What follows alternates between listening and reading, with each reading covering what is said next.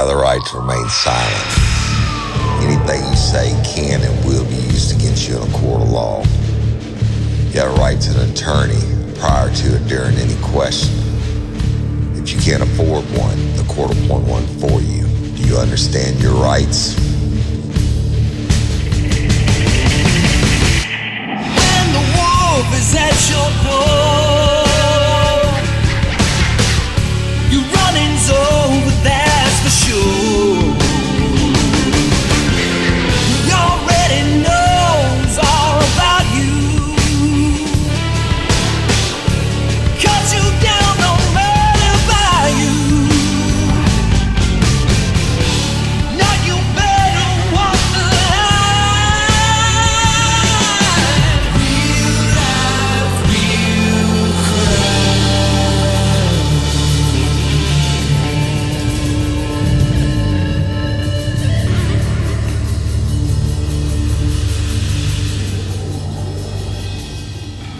Warning.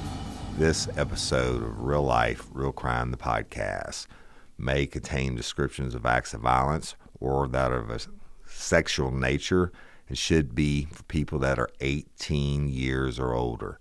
Heed my warning, people. I do not get the facts of these cases off of the internet or from some television show. The facts I'm retelling you were presented to me by the victims of the crimes or the perpetrators who committed the crimes against the victims. My descriptions of the crime scenes, what I saw with my own two eyes. If you're going to get offended, please turn this podcast off now. Thank you.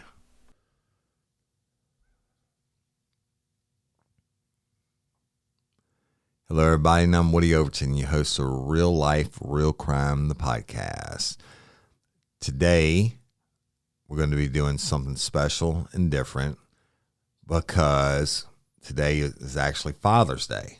And I know my producer, Jim Chapman, is a very busy father and provider for his family. I'm also very busy. And so generally we take off Father's Day or the 4th of July because I always believe in 4th of July is such a important holiday.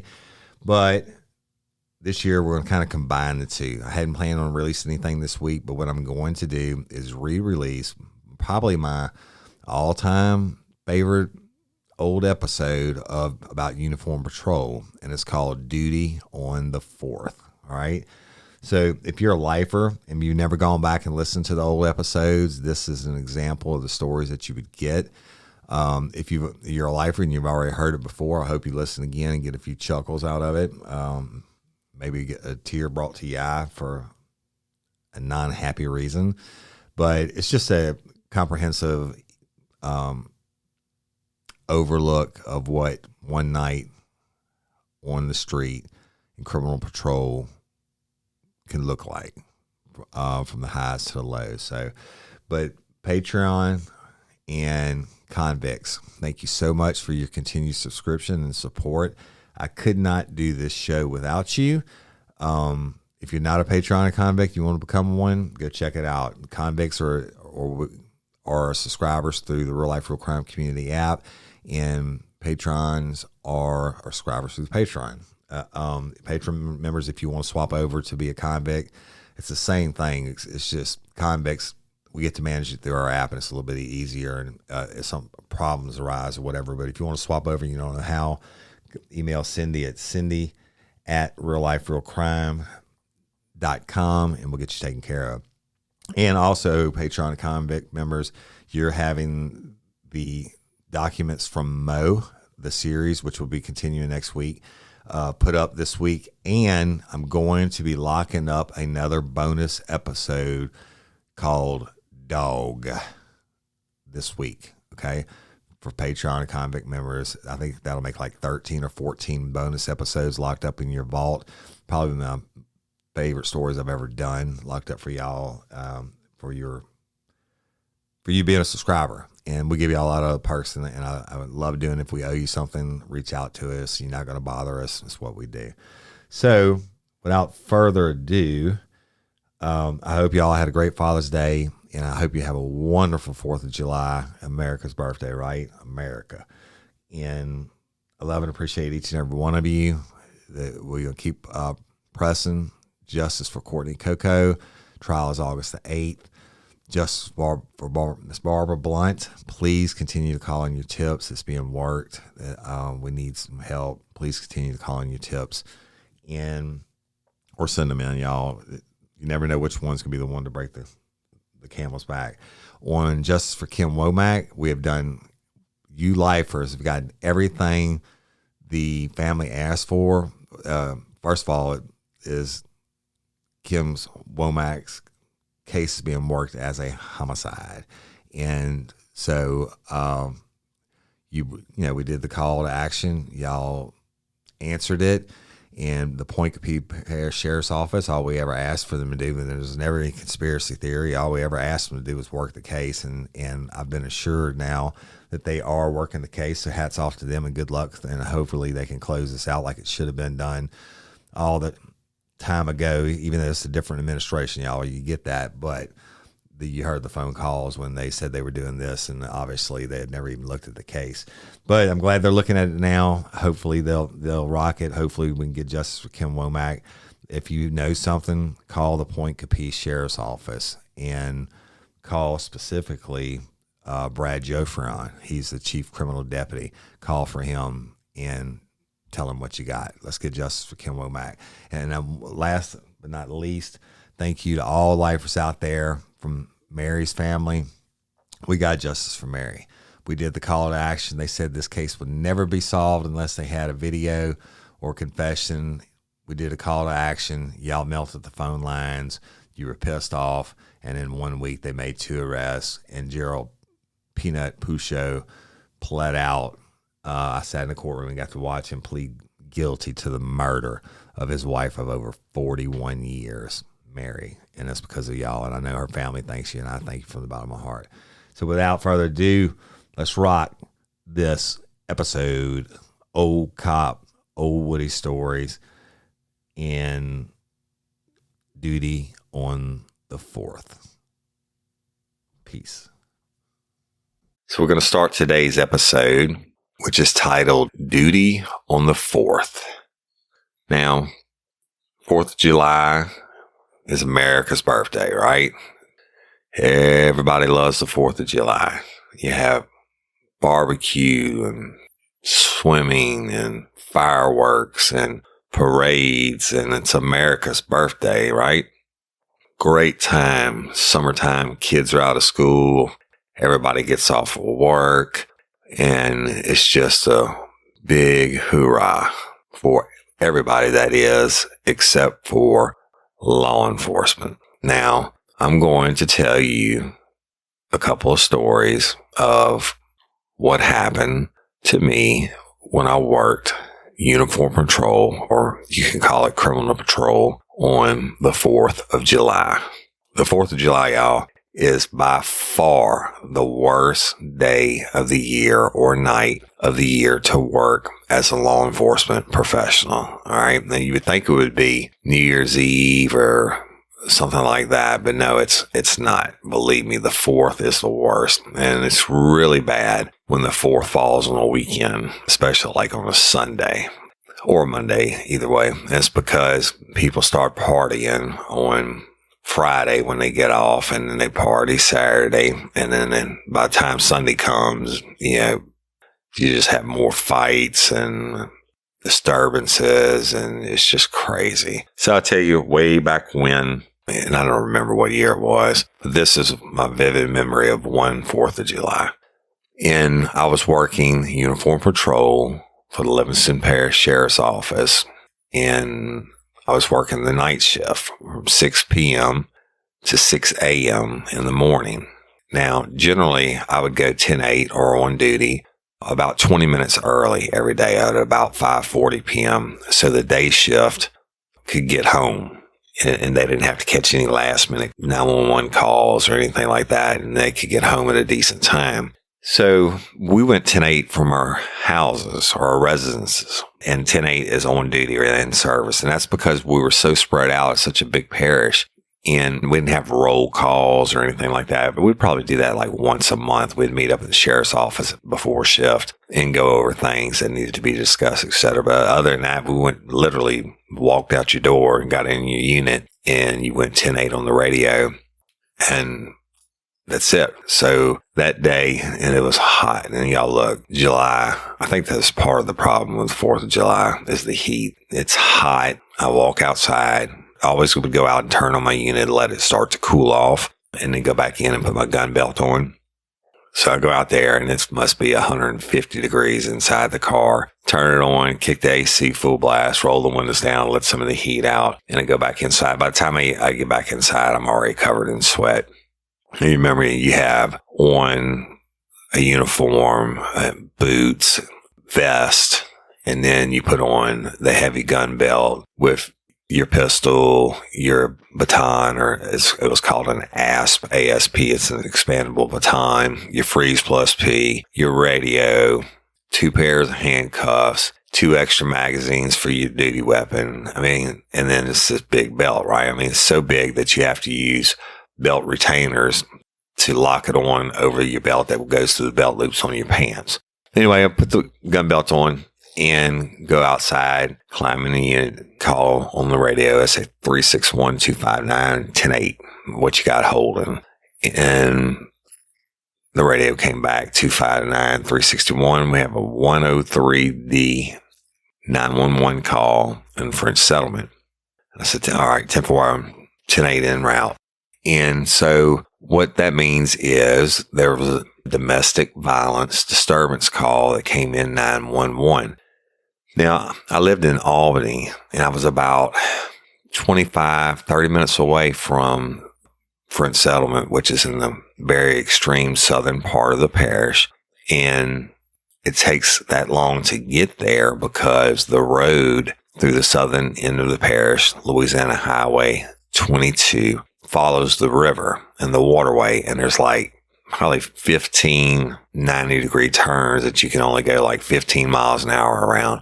So I called back. I knew it was going to take me a while, and I called back. I said, 361-259, what's the status on the 911? And it came back, said 259-361. It's code 4 at this time. Wife advises that the husband is passed out. So it's code 4 at this time, meaning everything's okay. So I'm like, okay, I don't have to really rush, right? So I took my time getting down there, and it was on a street I'd never been on before. And I turned on the street, and there's like 6 trailers to the left side of this little gravel road. And I'm pulling down, looking for the address on the trailer. And it didn't take long for me to figure it out, because as I'm pulling up, I see this woman come running up, and she's screaming and jumping up and down, waving her hands. So I pull up and I jump out on her, and I look at her, and she's beat to shit. Her mouth is bloody, her lips are busted, her eyes swollen shut. But she's screaming. I mean, we're close to the trailer, right?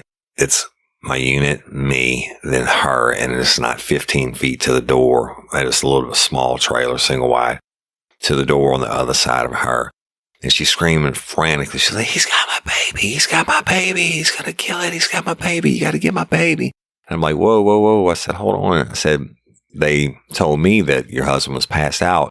And at the same time I said that, the front door kicks open, and there stands this guy, and I'm going to describe him to you. And I'm a pretty big guy, right? 6'2", and he must have been 6'5", 6'6", maybe a little bit more. I don't know.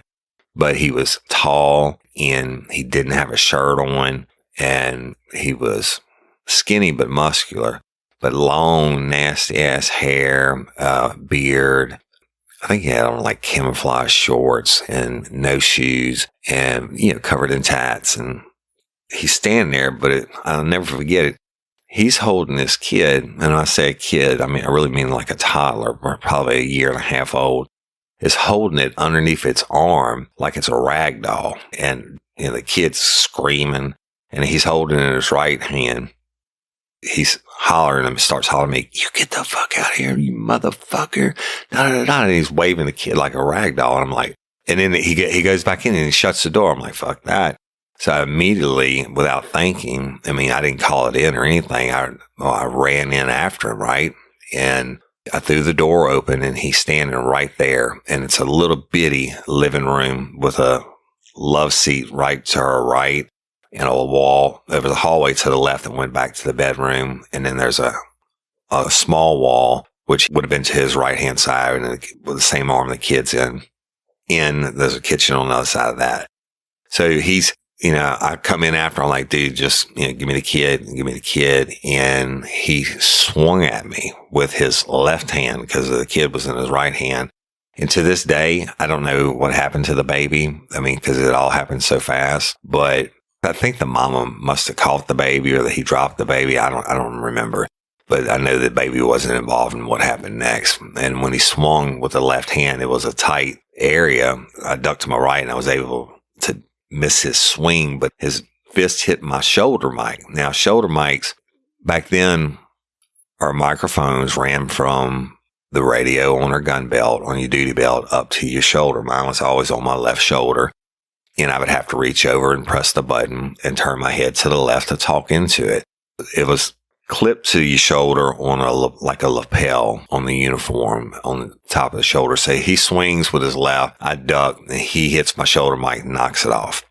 And then it was on. The fight was on. I don't know what happened to the baby, but the fight was on. All this defensive tactics and all the stuff they teach you in the police academy on how to take people down and do palm heel strikes and all the straight arm bar takedowns and all the break wheel stuns and all that bullshit goes out the window when somebody's swinging on you in your face. And I closed the distance on him and try to grab him. And it was hot in that trailer too. It was hot and it stunk. And I tried to grab him and he's all sweaty. And so I couldn't really get a hold on him. And evidently he had his other hand free because he started punching me. And as I tucked my head into his chest, I flipped him to her right and we flipped over that love seat and went down on the floor and landed on top of the coffee table. And then it was just on. It was Fist City at this time. And I heard my dispatcher call 361 or U code 4.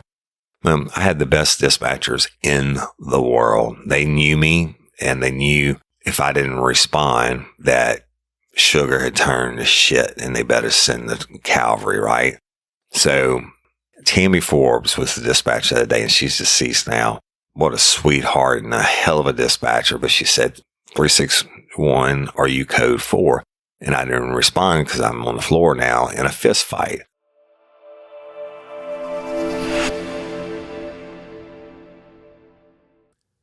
Hey, y'all, as a lifer and a listener of Real Life, Real Crime, the podcast, you know the world can sometimes be a scary place. But no matter what happens out there, home should be the safest place there is for you and your family. That's why I recommend Simply Safe Home Security. Simply Safe is advanced whole home security that puts you, your home, and your family's safety first. I love it, y'all, because it was easy to set up. The cameras are monitored 24/7, 365 days a year. And the outside cameras not only serve as a deterrent for criminals when they see them, but if something goes on inside my house, I have my inside cameras hidden, like on my gun safe and my money safe and stuff like that. I can monitor my own home, right? When I'm not there, I can see what's going on. But if something ever happens, Simply Safe gets 911 there in a hurry. Simply Safe offers comprehensive protection, not only against intruders and burglary, but against expensive home hazards from flooding to fires. With 24/7 professional monitoring, Simply Safe agents take action the moment a threat is detected, dispatching police or first responders in an emergency, even if you're not home. Simply Safe uses proprietary video verification technology so that monitoring agents can visually confirm the threat in order to get higher priority 911 dispatch. Monitoring plans are affordably priced at $1 a day with no long-term contract or hidden fees, because feeling safe at home shouldn't break the bank. You can customize the perfect system for your home in just a few minutes at simplysafe.com/RLRC. Go today and claim a free indoor security camera plus 20% off with interactive monitoring. Go to simplysafe.com/RLRC. That's simplisafe.com/RLRC.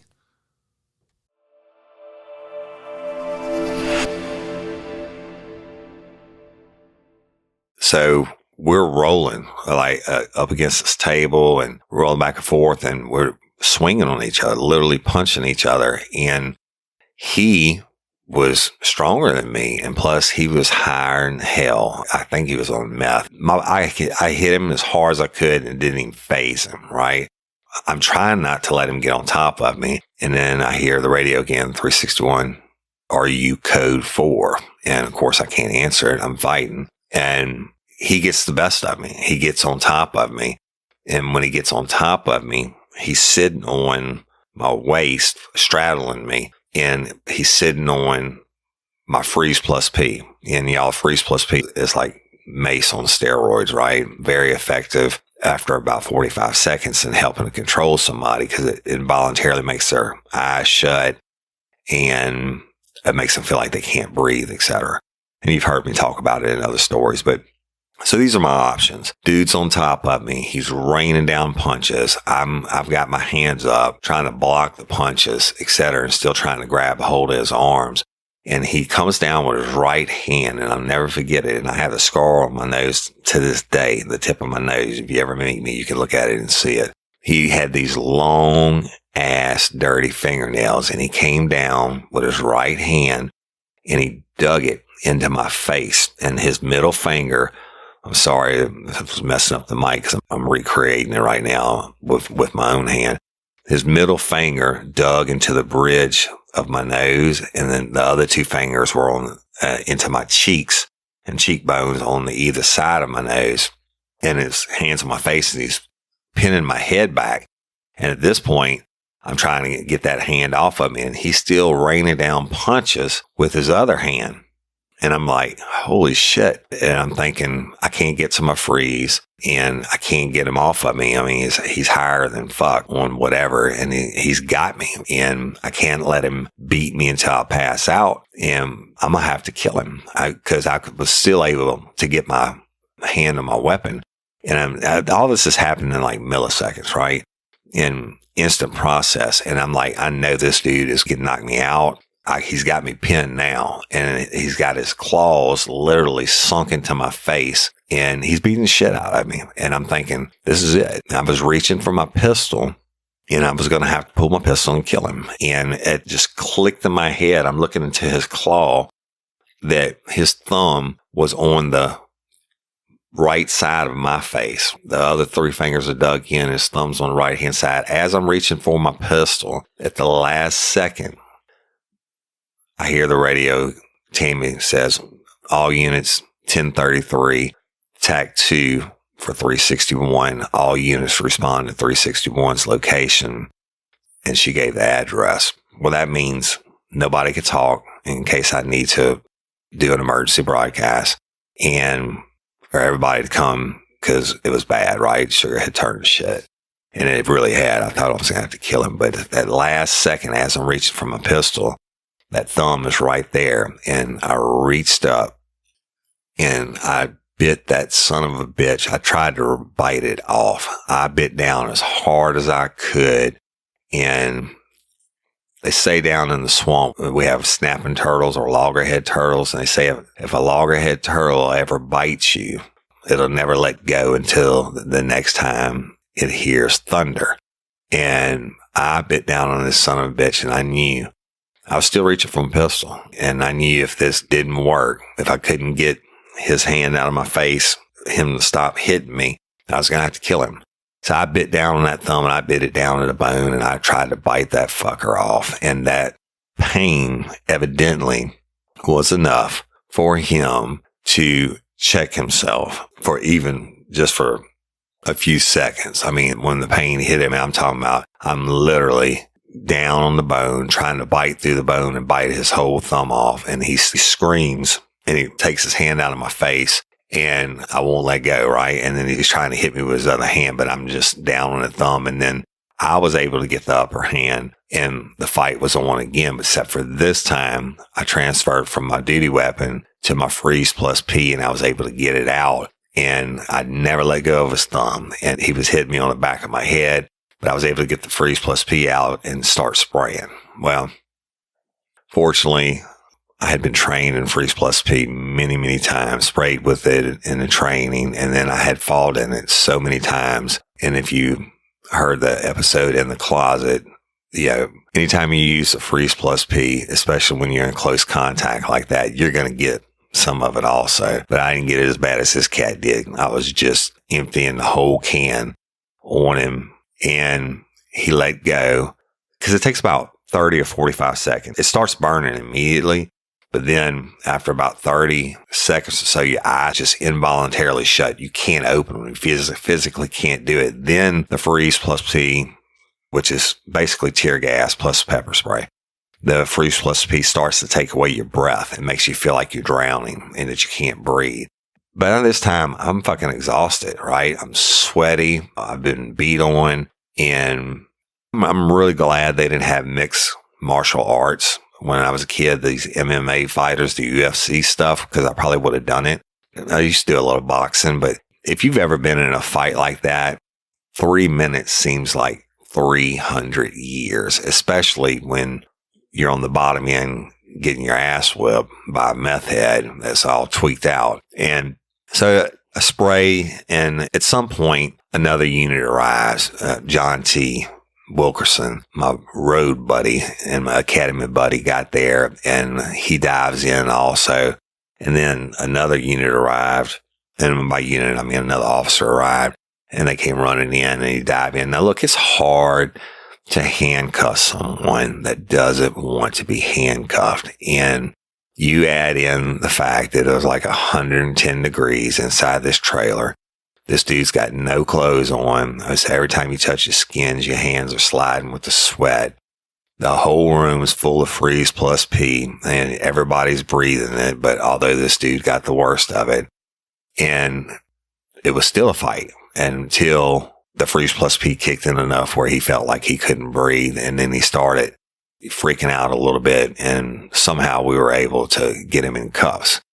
Well, we get him out of the trailer. They called for an ambulance because I'm covered in blood and I'm bleeding from my face, from my nose, and from my cheeks. But he's bleeding like a stuck pig. But I had blood in my mouth and had gone all down my chin onto my shirt from biting his damn thumb off, or trying to.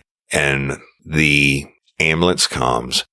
And I told him, I said, y'all got to get this fucker to sign a waiver that he doesn't want to go to the hospital, or one of us is going to have to sit at the hospital all night, or it may be a day until they release him, and then we're going to have to book him. So medics came, and one of them came to me, and they were cleaning me up. And I told them I'm more worried about catching AIDS from this fucker or some other disease that doesn't even have a name known to man yet, right? Nasty ass. But I definitely had his blood in my mouth, and I definitely had his claw marks on my face and all that. And so they were cleaning me up. And meanwhile, they were working on him, and they bandaged his thumb up the best they could and wrapped it up good. And they were like, just tell it. John T was like, sir, do you need to go to the hospital? Do you need to go to the hospital? And the guy was like, fuck you, motherfucker. Fuck you. And it's like, that's good. But he refuses, and I'll sign for him since he can't write because his hand's injured. To wrap the scene up, the wife had to seek medical attention, and we had to wait for somebody to come and get the kid. And then John T took the dude and booked him for me for the domestic violence, and then a good felony charge. Well, he had a 108, which is resisting an officer. And then we charged him with a felony charge of second-degree battery.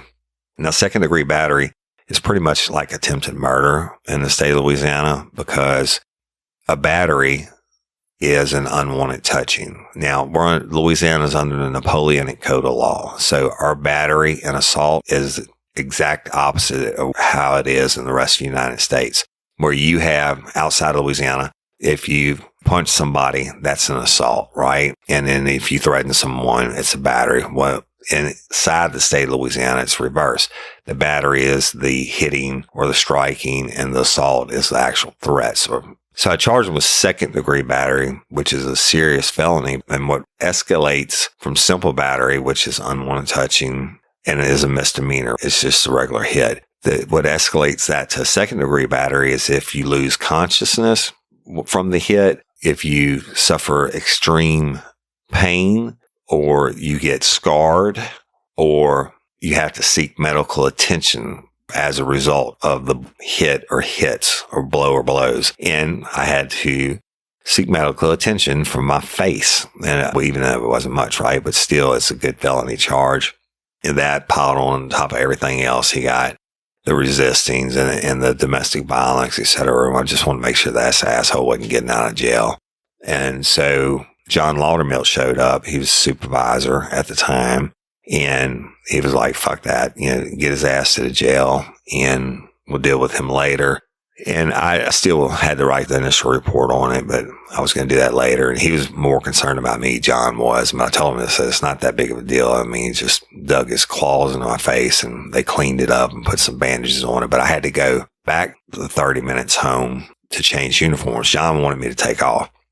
And I was like, dude, there's no way. It was 4th of July weekend. And he's like, you're right. He said, I really do need you. But if you don't feel like it, he said, don't come back out. And I said, well, I'm going to go home and change and I'll get back 10-8. So I leave that scene and the calls are popping, y'all. I mean, it's, disturbance after disturbance and medical emergencies, people getting burned with fireworks. I'm listening to all this on the way back to my apartment. Get back to the apartment. I shower and change uniforms and I go back 10-8. Now, on the east side of the parish, a lot of times you were working by yourself, just like I responded to that 911 call by myself because there were only a couple of us. If you were lucky, you had 3 on duty on the east side of the parish, but most of the time it was just 2 of us. So what was so important for us were the town units, Livingston Police Department, the Albany Police Department, and the Springfield Police Department, and Killian Police Department when they had somebody out. So a lot of times the town units were our closest backup to go in on hot calls. So anyway, I get dressed, put my shit back on, get back on the radio, 361-259, 10-8, and immediately, 361, we have 911 103D at Johnny and Johnny's. And I was like, oh, fuck, that's the last thing I need. Now, let me tell you about Johnny and Johnny. They were identical twins. I think they were like 18, 19 years old, but we dealt with them almost every week. And they lived at the end of a really narrow dead-end street in I guess you would call it a rural hood, right? There were houses packed tight together, but then it's woods all the way around it. I knew. I mean, I'd arrested them both so many times, and these shit, you could not tell them apart. And every time I see one of them walking down the road, I'd call in and check warrants on them. And I'd say, check 17S on to Johnny, and they'd be like, which one? I'm like, both of them, because hell, I didn't know which one it was. And one time I called in, they called back and said, yeah, one of them had a warrant for whatever it was. Johnny and Johnny were physically fit, young, but they were dumb as a box of rocks. And I think almost to the mentally handicapped point, you couldn't even hardly understand them when they spoke either. Their intelligence was way on the low end of the scale. They had no jobs, but they weren't dope heads. They were just dummies. Anyway, so that day I was driving down. I saw one of them called in and one of them had warrants. I didn't know which one it was. So I swung back around on him and I said, hey, Johnny. He said, hey, what's going on? And I said, hey, man, come on. It's hot out here. Let me give you a ride. And so he gets in the backseat of the car. Well, I got out and Pat frisked him. And I said, I just for officer safety, Johnny, got to make sure you're not carrying any bazookas or anything. And I put him in the backseat of the car. And I turned around from the opposite direction that he was walking in. And I took him to the jail. It took him like 10 minutes to realize we weren't going the way we were going. He's like, hey, where are you going? I said, we're going to jail. I got to check on something real quick. He's like, oh, okay. So I pull around the back of the jail and I take him in and I said, fingerprint this fucker and see which one he is. And just so happened he was the one that had the warrants.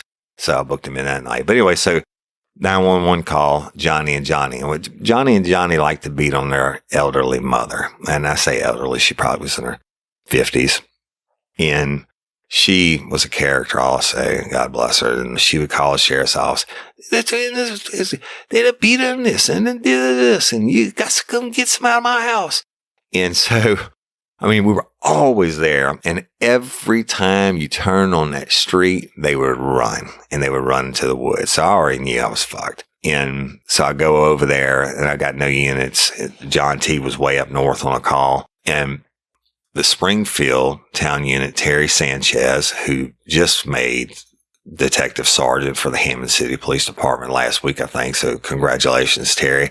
Well deserved. And then Leon Winstead, who is my brother from another mother, was AP4, Albany Police 4. And then Leon was a reserve or a part-time officer, and he didn't do it for the money. He was like a ship captain on the Mississippi River, so he had a lot of time off, but he did it because he loved police work. And this dude was a straight-up great cop. The first night I ever went on duty on the east side of the parish, I was driving through Albany. He was out with a bad guy. And, I mean, like I said, Leon's a little bit older.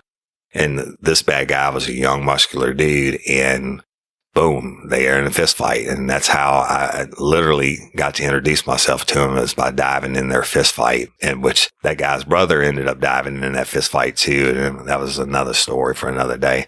But Leon, super cop. Terry's a great guy too, from Springfield. And Leon was like, 361, I'm going to come back you up. And Terry called from Springfield and said, 361, I'm going to come back you up. Because they knew it was going to be a shit show.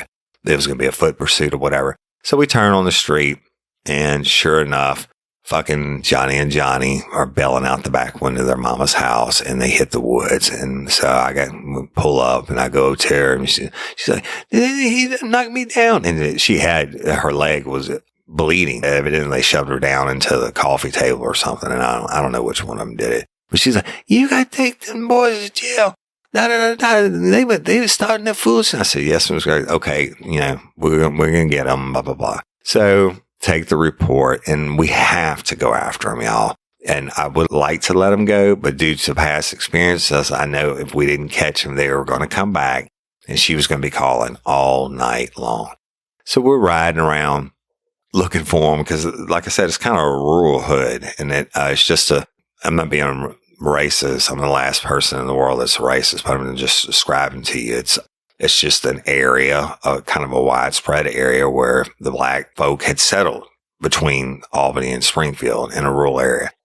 So they're on foot and they're running. And so we're cruising around looking for them. And dispatch calls. It says 361 got a report the twins are breaking windows out of cars on such and such street. I'm like, fuckers. And so by the time we get to where the cars were, they're gone. Then I got to stop and take reports on these vehicles and get the vehicle identification number and make the reports for the victims. And so it's a time process, right?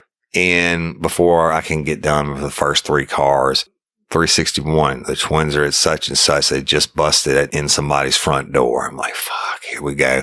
So I'm having to leave them. And it was like leapfrog. I swear y'all, it went on for like 2 hours. So we split up. I'm going to call. The twins are going literally house to house and cutting through the woods to the next street. And they're just destroying everything like a tornado, fucking busting every window they can find, kicking in doors. I mean, just crazy. And so we are chasing them. My reports are stacking up by the second. And I hear, by this time it's dark, Leon, AP4, called and said, 361, I got him over here at the intersection, and pull over. And I see Leon's car, but I don't see him. And then I look over on the ground, and Terry pulled up behind me, and I could see in the darkness some like movement. And I shine my light over there, and there are Johnny and Leon in a fist fight on the ground. And I'm like, shit, here we go. So I jump out and I run over and I dive in, right? And then Terry dives in and the fight's on again. Now it's 3-on-2. And the spray comes out and people getting sprayed and blows are traded. And finally, we were able to effect the arrest on one of them and then the second one. And then, advise them of their rights and put them in the back of the cars. And I asked Leon, I said, what happened? And now we're all dirty and hot and sweaty, and we've been breathing the freeze plus P, and your noses are running and everything. It's just been a shit day. And he said, man, you will never believe what happened. I said, what? He said, I pull up to the four-way and I look over and I see Johnny and Johnny, and they are fist fighting each other. He said, I shine my light over, and these dumbasses are in a fist fight with each other. And one of them put the other one in the headlock, and they went to the ground and started fighting. He said, and I went over there and I figured, shit, I got to jump on one of them, because if they get up, we'll be chasing their ass all night long. So he went over and dove in the pile on them. Leon was and is a badass, and I will always have my respect. So we took them in and booked them, and it's late by this time. And then I went and parked my car in one of my little secret hiding spots, praying that things would calm down. It's like 3:00 in the morning, and it's a real rural country store, and it has a highway in front of it, which nobody goes down this time of night. There's nothing out there, but there's really nothing coming off this road on the side. So I would park there, and I would try to catch up on reports and do whatever. And I'm praying that nothing else breaks off tonight. I mean, I'm mentally and physically exhausted. I've got like 100 reports to do. And so I'm parked in my little hiding spot, and some son of a bitch came. I could hear him before he got to me. They came down that road from the side of the store where there was a truck. Whoa! And I'm like, what the fuck? And he passed me in the stop sign. I'm backed into the store. I can see the stop sign, and the major highways runs horizontally in front of me. The street's coming from the right-hand side. This son of a bitch came through and never checked up at the stop sign. And he jumped the main highway and disappeared on the other side. And I'm like, holy shit. I heard the crash. And I mean, it was like Evel Knievel style. I'm like, holy shit. And I'm like, 361-259. Send medical, send rescue. I mean, I hadn't even seen him yet, but I knew it was going to be bad. Send medical and send rescue. They got a signal 20, which is an accident at such and such. And so I pull up on the highway and I turn on my lights and I put my spotlight down there, and this truck is demolished. It cleared. They must have been doing 50. And it was old, like a 1980s Toyota single cab pickup truck. And so I guess he was going as fast as he could go, and he just missed the stop sign and jumped that road and hit that telephone pole and T-boned it. And the driver was decapitated. All they had hanging was a little bit piece of skin. And then the passenger was dead. And there was one poor son of a bitch in the middle that the truck was smushed in. The some bitch in the middle was alive, but he was pinned in. And now remember, I'm in the middle of nowhere on purpose because I didn't want any more shit that night. And the dude that was pinned in was awake. And I go up on it. I'm looking at him like, he's screaming. He's like, dude, you got to get me out. He's trying to get out, but he can't because his legs are pinned. Now his dead buddy's head's on him from the driver's side. And the other dude's obviously dead, the passenger. And he's there. He can get up to maybe his chest out of the passenger side window where I was. And I had to sit there and hold that dude and talk to him and try to calm him down. And he was, pretty seriously injured also. But it was so far out there, and there's no fire departments or anything like that. And it took like 30 minutes for the first responder to get to me. And then when they got to me, I'm holding him, and this guy's just been begging and crying, please get me out of, please get out of here. And his head's on me, and I mean, just total shock. And so I'm standing there holding him all this time, and it's hotter than hell. And, just a horrible scene. But what made it even worse was the rescue teams that responded didn't have the capability to get the guy out of the truck. We had to wait for somebody to come. I think it might have been Denham Springs. I don't know. It was he was pinned there for the longest time, and he would beg me, please don't leave me. Please don't leave me. So I stood there and held that dude for probably well over an hour until they were able to get there with the jaws of life and cut him out. So anyway, duty on the 4th of July was always fucked up. And I mean, you knew it was going to be a wild ride, and especially those long weekends. So much mad respect and love for everybody out there this 4th of July, 10-8 and on duty. Stay safe and watch your six. I thank y'all, and I hope you enjoyed this. I know it's a little bit different episode than what we would normally do from the murders and all that, but sometimes I like to tell the real crime part and the real life part of being a cop. And so I hope you enjoyed duty on the 4th, and I hope y'all have a safe and happy 4th of July with your families, all you lifers out there. I love and appreciate each and every one of you. And until next time or ever, don't let me catch you down on Murder by You.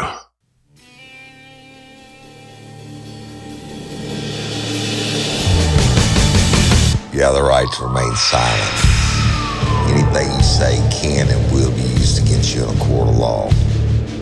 You have a right to an attorney prior to and during any question.